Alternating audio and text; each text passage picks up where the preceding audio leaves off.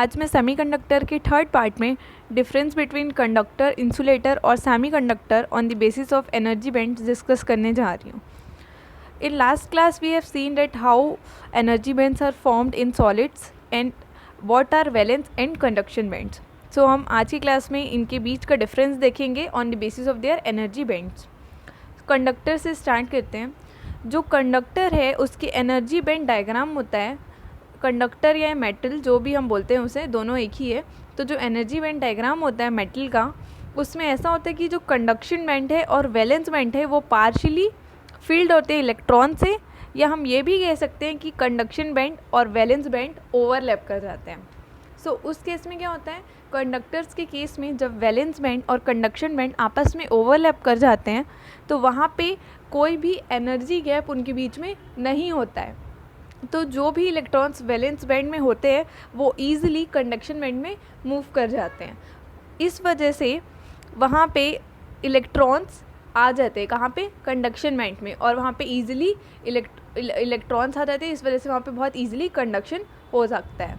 तो ये मेटल्स के केस की बात होती है जहाँ पे वैलेंस बैंड और कंडक्शन बैंड ओवरलैप कर जाते हैं और वहाँ पे वैलेंस बैंड से इलेक्ट्रॉन्स मूव कर जाते हैं कंडक्शन बैंड में. तो ये हुई हमारे मेटल्स के केस की बात या कंडक्टर्स के केस की बात. अब सेकंड केस में इंसुलेटर्स की बात करते हैं. तो इंसुलेटर्स के केस में एनर्जी बैंड डायग्राम में क्या होता है कि जो इंसुलेटर्स होते हैं वहाँ पे वैलेंस बैंड और कंडक्शन बैंड के बीच में बहुत ज़्यादा एनर्जी गैप होता है.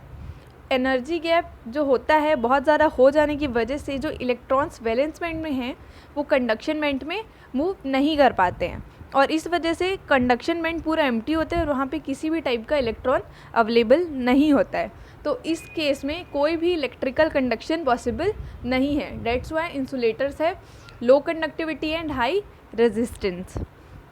Then lastly semiconductors. सेमीकंडक्टर के केस में ऐसा होता है कि यहाँ पे बहुत स्मॉल एनर्जी गैप एग्जिस्ट करता है. तो जो स्मॉल बैंड गैप होता है तो जो रूम टेम्परेचर में कुछ इलेक्ट्रॉन्स वैलेंस बैंड से एनर्जी गेन कर लेते हैं और एनर्जी गैप को क्रॉस करके कंडक्शन बैंड में मूव कर जाते हैं. तो यहाँ पे कुछ इलेक्ट्रॉन्स वैलेंस बैंड से कंडक्शन बैंड में आ जाते हैं और वहाँ पे इलेक्ट्रॉन का कंडक्शन हो जाता है. सो इसी वजह से सेमीकंडक्टर्स के केस में स्मॉल कंडक्शन होता है पर होता है. तो ये तीनों हमने देख लिया कि किस तरह से कंडक्टर्स, इंसुलेटर्स और सेमीकंडक्टर्स में इलेक्ट्रॉन का कंडक्शन होता है और कैसे वहाँ पे एनर्जी गैप होता है. सबसे पहले कंडक्टर्स में कोई भी एनर्जी गैप नहीं होता है, वहाँ पे इलेक्ट्रॉन्स जो है ईजिली मूव हो जाते हैं वैलेंस बैंड से कंडक्शन बैंड में. फिर सेकेंडली हमसे इंसुलेटर्स में देखा वहाँ पे बहुत ज़्यादा एनर्जी गैप होता है तो उस वजह से इलेक्ट्रॉन्स मूव नहीं कर पाते हैं वैलेंस बैंड से कंडक्शन बैंड में.